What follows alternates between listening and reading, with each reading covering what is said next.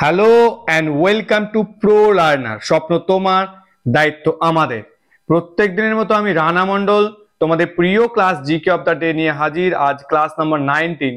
তবে আজকে ক্লাসটা একটু ডিফারেন্ট হবে বলতে একটা সাবজেক্ট বেসিসে হবে। আজ হিস্ট্রির সুলতানি যুগের, ইন্ডিয়ান হিস্ট্রি সুলতানি যুগের উপর জিকে অফ দ্য ডে ক্লাসটি হবে। কিছু জিকে এমসিকিউ থাকবে সুলতানি যুগের উপর, সঙ্গে তার এক্সপ্লেনেশন বা ব্যাখ্যা থাকবে। ডেফিনেটলি ভালো লাগবে, অবশ্যই ভালো লাগবে, শেষ পর্যন্ত দেখো।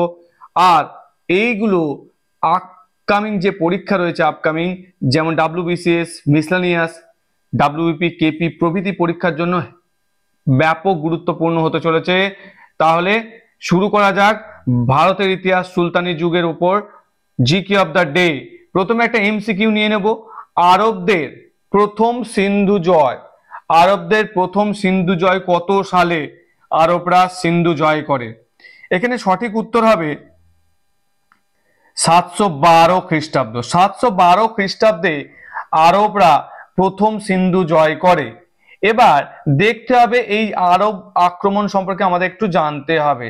আর আরব আক্রমণ সম্পর্কে জানতে গেলে আমাকে একটু ডিটেলসে বলতেই হবে, কারণ আরবরা প্রথম সিন্ধু জয় করে কবে? 712 খ্রিস্টাব্দে। যার নেতৃত্বে ছিলেন কে? মোহাম্মদ বিন কাসিম। আরবদের এই সিন্ধু জয়ের মূল নেতৃত্ব দিয়েছিলেন মোহাম্মদ বিন কাসিম। তখন সিন্ধু প্রদেশের রাজা কে ছিলেন? হিন্দু রাজা ছিলেন একজন, তার নাম হচ্ছে দাহির। এই দাহির এবং বিন কাসিমের মধ্যে একটা যুদ্ধ হয়, যে যুদ্ধটা রাওয়ারের যুদ্ধ নামে পরিচিত। এই রাওয়ারের যুদ্ধ হয় কাসিম আর দাহিরের মধ্যে। এখানে দেখতে পাওয়া যাবে দাহির পরাজিত হচ্ছে, সিন্ধু প্রদেশের যে রাজা দাহির পরাজিত হচ্ছে, এবং কাসিম, মোহাম্মদ বিন কাসিম সিন্ধু প্রদেশও দখল করছে, সঙ্গে যে দেবল যে বন্দর ছিল সিন্ধু প্রদেশের আন্ডারে সেটাও দখল করছে। এইভাবে আরবরা সিন্ধু প্রদেশ জয় করছে। আমরা যখন সাবজেক্টিভ ক্লাস নেব আরো ডিটেলসে আমরা জানতে পারবো। সাবজেক্টিভ ক্লাস খুব তাড়াতাড়ি আসবে, তার কাজ চলছে। 2 নম্বর প্রশ্ন, সুলতান মাহমুদ মোট কতবার ভারত আক্রমণ করেন? সুলতান মাহমুদ ভারত আক্রমণ করেন মোট 17 বার, 17 টাইমস। সুলতান মাহমুদ সম্পর্কে আমরা একটু দেখে নেব। সুলতান মাহমুদ কে? সুলতান মাহমুদ হচ্ছে, সুলতান মাহমুদ একজন তুর্কি, যিনি গজনি যে জায়গাটা, সেই গজনির একজন সুলতান। সুলতান মাহমুদকে বলা হচ্ছে কি? বাদশিকান বা মূর্তি ভঙ্গকারী। সুলতান মাহমুদকে বলা হয় বাদশিকান বা মূর্তি ভঙ্গকারী। এই গজনির যে একজন সুলতান ছিলেন সবুক্তগিন, আলুপ্তগিনের পর সবুক্তগিনের পর তার ছেলে সুলতান মাহমুদ এই গজনির সিংহাসনে বসেন। আর সুলতান মাহমুদের সহকবি ছিলেন উদ্বি। আর অলবেরুনি নিয়ে একটা প্রশ্ন আছে, অলবেরুনি ছিল তার সমসাময়িক। আমরা জানি অলবেরুনি সুলতান মাহমুদের সঙ্গে ভারতে এসেছিলেন, তাই না? চলো নেক্সট স্লাইড দেখে নিই। সুলতান মাহমুদ কি হচ্ছে? সুলতান মাহমুদ মোট 17 বার ভারত আক্রমণ করেন। মোট 17 বার ভারত আক্রমণ করেন। প্রথম ওয়াই হিন্দের যুদ্ধ একটা অনুষ্ঠিত হয়। সেই ওয়াই হিন্দের যুদ্ধে, প্রথম ওয়াই হিন্দের যুদ্ধে তিনি জয়পালকে পরাজিত এবং হত্যা করেন। তিনি ছিলেন, জয়পাল ছিলেন শাহী বংশের একজন শাসক, পাঞ্জাবের শাহী বংশের একজন শাসক। সেই জয়পালকে পরাজিত এবং হত্যা করেন সুলতান মাহমুদ। এবং সুলতান মাহমুদ কি করছেন? গুজরাটের সোমনাথ মন্দির লুণ্ঠন করছেন। এটা একটা হেভি প্রশ্ন আছে, কে গুজরাটের সোমনাথ মন্দির লুণ্ঠন করেন? সেটা হচ্ছে সুলতান মাহমুদ। এবং দ্বিতীয় ওয়াহিন্দের যুদ্ধে মাহমুদ পাঞ্জাবের শাসক আনন্দপালকে পরাজিত করেন। এই রকম ভাবে সুলতান মাহমুদ ভারতের কিছু অংশ এইগুলো লুটতরাজ করতে থাকে। যাই হোক, সুলতান মাহমুদ কিন্তু সাম্রাজ্য স্থাপনের অতটা দিকে নজর দেয়নি। কিতাব উল হিন্দ, কিতাব ই হিন্দ এর রচয়িতা কে? কিতাব উল হিন্দ বা তহকিক ই হিন্দ এর রচয়িতা হচ্ছে আল বিরুনি। কিছুক্ষণ আগে জানলাম আল বিরুনি সুলতান মাহমুদের সঙ্গে ভারতে এসেছেন, তাই না? সেই আল বিরুনি কিতাব উল হিন্দ বা তহকিক ই হিন্দের রচয়িতা। আল বিরুনি সম্পর্কে আমরা দেখে নেব। আল বিরুনি কি? আল বিরুনি হচ্ছে, আল বিরুনির আসল নাম কি? আবু রায়হান বা আবু রেহান। আচ্ছা, অল বিরুনি কার সঙ্গে ভারতে আসেন? সুলতান মাহমুদের সঙ্গে ভারতে আসেন। সুলতান মাহমুদের সঙ্গে ভারতে আসেন একাদশ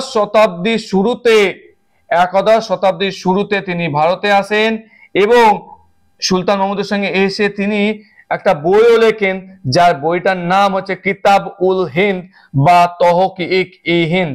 কেমন লাগছে ক্লাসটা? শেষ পর্যন্ত দেখো, ডেফিনেটলি ভালো লাগবে, শেষ পর্যন্ত দেখতে হবে। তরায়নের প্রথম যুদ্ধে পরাজিত হন।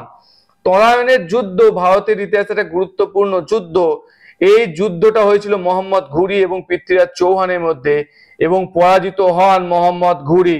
ঘুর রাজের শাসক মোহাম্মদ ঘুরি এই তরায়নের প্রথম যুদ্ধে পরাজিত হন। আমরা ডিটেলস দেখে নেব, তার আগে মোহাম্মদ ঘুরি সম্পর্কে আমরা একটু জেনে নেব। মোহাম্মদ ঘুরি সম্পর্কে একটু জেনে নিই। মোহাম্মদ ঘুরির আসল নাম কি? মোহাম্মদ ঘুরির আসল নাম হচ্ছে মইজউদ্দিন মোহাম্মদ। মোহাম্মদ ঘুরি ছিলেন ঘুর রাজ্যের শাসক। এই ঘুর রাজ্যটা হচ্ছে গজনি এবং হিরাটের মধ্যবর্তী পার্বত্য অঞ্চলের মধ্যে অবস্থিত একটা রাজ্য। এই মোহাম্মদ ঘুরি কি হচ্ছে তারায়ণের দ্বিতীয় যুদ্ধে পৃথ্বীরাজ চৌহানকে পরাজিত এবং নিহত করেন। কিন্তু এটা ঠিক, প্রথম যুদ্ধে কিন্তু তরায়ণের প্রথম যুদ্ধে পৃথ্বীরাজ চৌহান কিন্তু জেতে, কিন্তু দ্বিতীয় যুদ্ধে পৃথ্বীরাজ চৌহান হেরে যান এবং তাকে নিহত করা হয়। বিজিত ভারত শাসনের দায়িত্ব দিয়ে যান কার উপর? তিনি কুতুবউদ্দিন। দেখো, এই কুতুবউদ্দিন যিনি সুলতানি সাম্রাজ্য প্রতিষ্ঠা করেছিলেন, তিনি ছিলেন মোহাম্মদ ঘুরির একজন সেনাপতি। মোহাম্মদ ঘুরি ভারতের কিছু অংশ জয় করার পর কি করলেন? ওই জায়গাটার দায়িত্ব দেওয়া হলো তার সেনাপতি কুতুবউদ্দিনকে এবং তিনি ফিরে গেলেন তার নিজের রাজ্যে। কিন্তু সেখানে তার মৃত্যু হয় 1206 খ্রিস্টাব্দে। এবার তরায়ণের যুদ্ধ আমি বলছিলাম খুব গুরুত্বপূর্ণ, তার পিছনে কারণটাও দেখে নেব এবং তরায়ণের যুদ্ধ সম্পর্কেও জেনে নেব। তরায়ণের প্রথম যুদ্ধ হচ্ছে 1191 খ্রিস্টাব্দ। স্থান হচ্ছে কি? তরায়ণ, যেটা বর্তমান হরিয়ানাতে অবস্থিত। এই তরায়ণের প্রথম যুদ্ধ হচ্ছে মোহাম্মদ ঘুরি ভার্সেস চৌহান বংশীয় পৃথ্বীরাজ চৌহানের মধ্যে। এই পৃথ্বীরাজ চৌহান প্রথম যুদ্ধে জয়ী হয় এবং মোহাম্মদ ঘুরি পরাজিত হন। এইভাবে প্রথম যুদ্ধে পরাজিত হলেও ঘুরি কিন্তু তরায়ণের দ্বিতীয় যুদ্ধে অর্থাৎ 1192 খ্রিস্টাব্দে তরায়ণের দ্বিতীয় যুদ্ধে কি হচ্ছে? মোহাম্মদ ঘুরি চৌহান বংশীয় রাজা পৃথ্বীরাজ চৌহানকে হারিয়ে দেন এবং নিহত করেন। এইভাবে ভারতে সুলতানি শাসন শুরু করেছিলেন মোহাম্মদ ঘুরি। কিন্তু তিনি 1206 সালে চলে যান কোথায়? 1206 সালে ওর নিজের রাজ্যে গিয়ে মারা যান এবং কুতুবউদ্দিন আইবক কি হচ্ছে? ভারতের মুসলিম শাসন প্রকৃতপক্ষে স্টার্ট করেছিলেন। এবার পৃথ্বীরাজ চৌহান সম্পর্কে একটু দেখে নিই। পৃথ্বীরাজ চৌহান ইনি চৌহান বংশীয় রাজা, যার রাজধানী কোথায় ছিল? আজমির। যার রাজত্ব দিল্লি এবং আজমিরকে কেন্দ্র করে এই চৌহান বংশীয় রাজা পৃথ্বীরাজ চৌহানের রাজত্ব ছিল। কিন্তু তরায়ণের দ্বিতীয় যুদ্ধে পৃথ্বীরাজ চৌহান পরাজিত হন এবং নিহত হন। পৃথ্বীরাজ চৌহানের সভাকবি ছিলেন চাঁদ বরদই। এই চাঁদ বরদইয়ের লেখা পৃথ্বীরাজ রাসো খুব গুরুত্বপূর্ণ একটা গ্রন্থ। চাঁদ বরদই তাহলে কি লিখেছে? পৃথ্বীরাজ রাসো। দেখো, নেক্সট কোশ্চেনটাও দেওয়া হয়েছে, পৃথ্বীরাজ রাসোর রচয়িতাকে? আমি জাস্ট বললাম পৃথ্বীরাজ রাসোর রচয়িতা হচ্ছে পৃথ্বীরাজ চৌহানের সভাকবি চাঁদ বরদই। ইনি এই পৃথ্বীরাজ রাসো লিখেছেন। তাহলে সঠিক উত্তর হচ্ছে বি। ওকে, নেক্সট প্রশ্ন দেখে নেব। দিল্লির সুলতানি আমল কয়টি রাজবংশ দ্বারা শাসিত হয়েছিল? খুব গুরুত্বপূর্ণ বিষয়। মোহাম্মদ ঘুরি তার সাম্রাজ্য, ভারতের অধিকৃত সাম্রাজ্য কুতুবউদ্দিনের হাতে দিয়ে চলে গেলেন নিজ রাজ্যে। ভালো। এবার কুতুবউদ্দিন আইবক দেখলো যখন মোহাম্মদ ঘুরি 1206 মৃত্যু হয়ে গেল, তখন দিল্লিতে সুলতানি সাম্রাজ্য প্রতিষ্ঠা করলো কে? কুতুবউদ্দিন আইবক। এবং পরপর মুঘল সাম্রাজ্য প্রতিষ্ঠা হওয়ার আগে পর্যন্ত সুলতানি সাম্রাজ্যে মোট পাঁচটি রাজবংশ রাজত্ব করে। কয়টি? তাহলে সুলতানি আমলে 5টি রাজবংশ দ্বারা দিল্লি শাসিত হয়। এই পাঁচটি রাজবংশ কি কি, খুব গুরুত্বপূর্ণ বিষয়। দাস বংশ, খলজি বংশ, তুগলক বংশ, সৈয়দ বংশ, লোদি বংশ। তাহলে প্রথম হচ্ছে দাস বংশ, যেটা ইলবাড়ি তুর্ক বলছে, তারপর খলজি বংশ, তারপর তুগলক, তারপর সৈয়দ, তারপর লোদি। পরপর এই পাঁচটা বংশ দিল্লির সুলতানিতে রাজত্ব করে মুঘল সাম্রাজ্য প্রতিষ্ঠা হওয়ার আগে পর্যন্ত, 1526 পর্যন্ত। ওকে, এদের সময়কালটা দেখে নেবে একটু। সময়কালটা হচ্ছে প্রথম যে বংশটা দাস বংশ, যেটা কুতুবউদ্দিন আইবক প্রতিষ্ঠা করেছিলেন 1206 থেকে 90, তারপর 1290 থেকে 1320 খলজি, তুগলক হচ্ছে 1320 থেকে 1413, লোদি লোদি আচ্ছা এই জায়গাটায় সরি এটা আগে আসছে।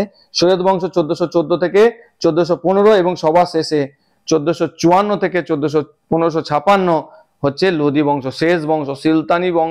সুলতানি দিল্লির সুলতানির শেষ বংশ হচ্ছে লোদি বংশ। আমরা আরো ডিটেলসে জানবো। ক্লাসটি কেমন লাগছে অবশ্যই জানাবে। কে কোন ডিস্ট্রিক্ট থেকে ক্লাসটা দেখছো ডেফিনেটলি জানাবে, বন্ধু বান্ধবের মাঝে শেয়ার করে দেবে।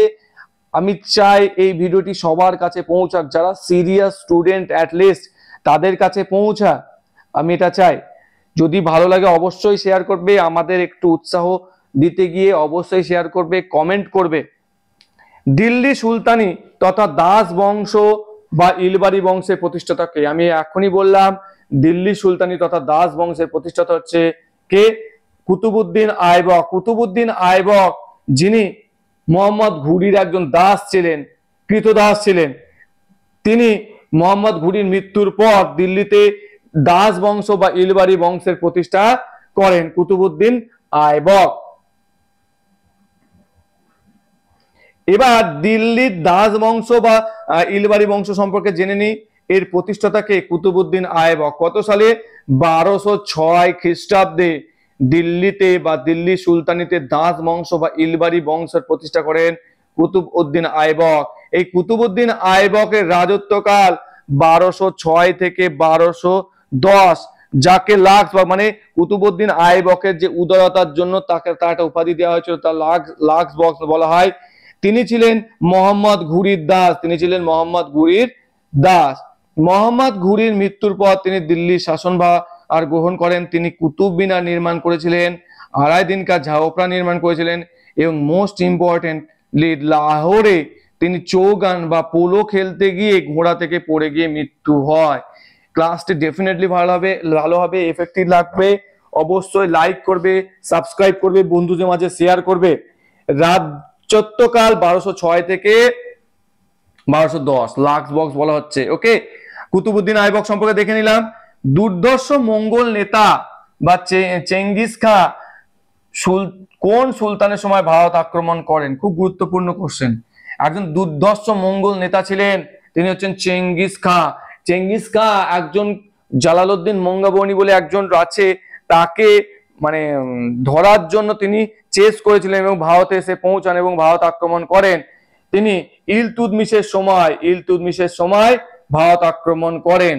তাহলে দুর্ধর্ষ মঙ্গল নেতা চেঙ্গিস খাঁ ইলতুৎমিশের সময় ভারত আক্রমণ করেন। এই ইলতুৎমিশ সম্পর্কে আমরা এটা জেনে নেব। ইলতুৎমিশের রাজত্বকাল হচ্ছে 1210 থেকে 1236 খ্রিস্টাব্দ পর্যন্ত।